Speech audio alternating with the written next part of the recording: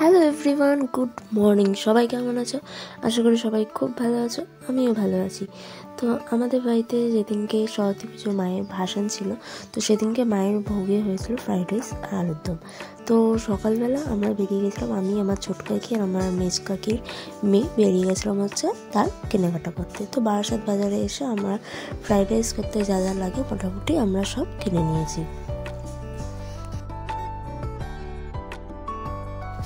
তো বাজার করে চলে আসলাম আমরা। তো বাড়িতে এসে প্রথমে আমরা ভাতটা করে নিয়ে ভাতটা ঠান্ডা করতে দিয়েছি, আর এদিকে আমি সবজিগুলোকে ভেজে নিচ্ছি।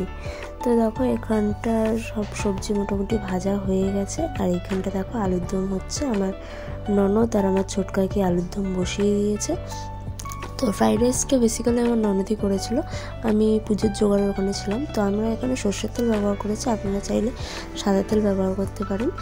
তো কড়াইয়ে সাদা তেল বা সর্ষের তেল যেই তেলে দিন না, দিয়ে ভাতটা আগে থেকে করে রাখা ভাত কড়াতে দিয়ে দিতে হবে। তারপরে সেটাকে ভালো করে নেড়ে আমরা এখানে সামান্য ঘিও ব্যবহার করেছি। এবার তেলটার সাথে ভাতটা ভালো করে মিক্স করে যে সবজিগুলো আগে থেকে ভাজা ছিল সেগুলো অল্প অল্প করে দিয়ে দিতে হবে। আমাদের এখানে কড়া ছোট ছিল, তাই আলাদা আলাদা করে করছিলাম।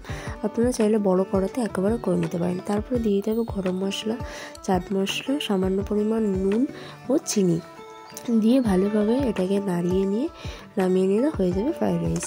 তো এদিকে ফ্রাইড রাইস হয়ে গেছে, আর এদিকে দেখো আলুর দম প্রায় রেডি। তো আমরা মাকে ভোগ দিয়ে দিয়েছি।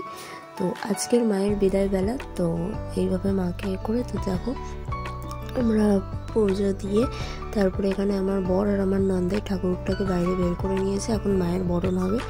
মায়ের আজকে চলে যাওয়ার পালা আমাদেরকে ছেড়ে। মা 3 দিন ছিল আমাদের বাড়িতে। তো দেখো আমাদের পাড়ার একটা কাকিমা, আমাদের জেঠিমা হয়, তো উনি খুব সুন্দর বরণ করেন। তো উনি এসেছিলেন আমাদের বাড়িতে, যেহেতু উনি আমাদের সবার থেকে বড়, তো বরণটা উনিই করেছিলেন।